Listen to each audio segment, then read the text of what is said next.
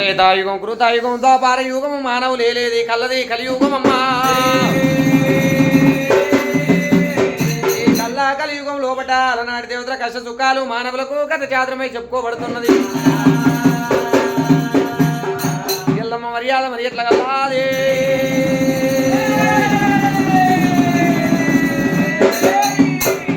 ఆదికి మొదలకు ఓంకారం పున ఆకాశం పుట్టే దేవా ఆకాశం పుట్టే దానికి తోడు వాయుభూతము అవతరించినాది దేవా అవతరించినాది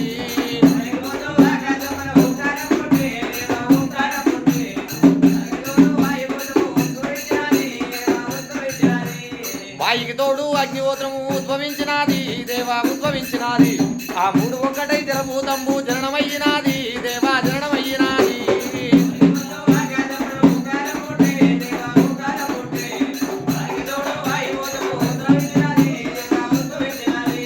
వాయుకు తోడు ఉభామాత ఉద్భవించినాది దేవా ఉద్భవించినాది ఆ పంచభూతములు ఏకంపై ప్రాపంచమేరిపడనా ప్రాపంచమేరిపడనా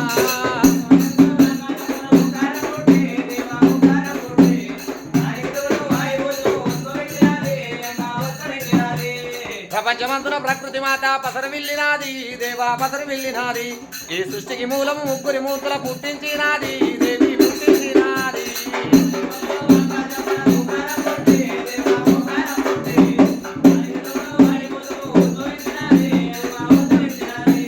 ముగ్గురు సేత జగమంతా పూటకమనిపించే పూనాటకమాడించే 84 లక్షల జీవుల ఏర్పాటు చేసే తల్లి ఏర్పాటు చేసే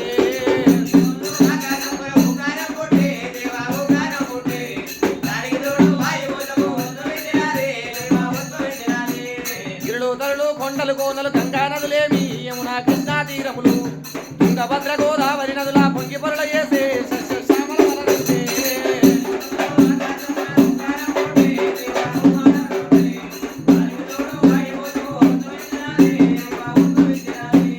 అండపిండ బ్రహ్మాండమందున పుట్టించినాది కర్తల సృష్టించినాది ఆ పుట్టిన వాళ్ళని ఒకళ్ళు చూసి వర్ణించినాది దేవి వర్ణించినాది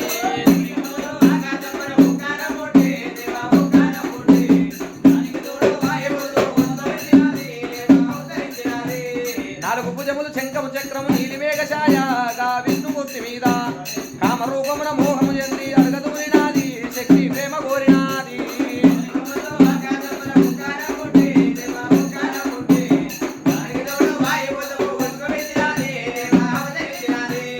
అప్పవు నీవని అమ్మవు నీవని ధిక్కరించగాను తల్లిని ధిక్కరించగాను విరాపాదమున విలవిలలాడి చంద్రకన్ను తెరిచి విష్ణుడు పుష్పము గావించే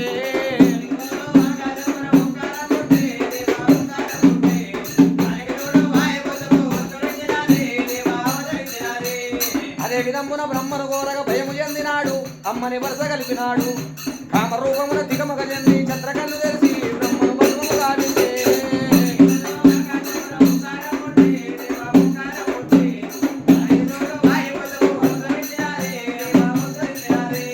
ఇద్దరి గతులు చూసి శంకరుడు యుక్తి పొందినాడు చక్కని నటన చేసినాడు కోమలాంగిని కోరిక తీసను తానమాడు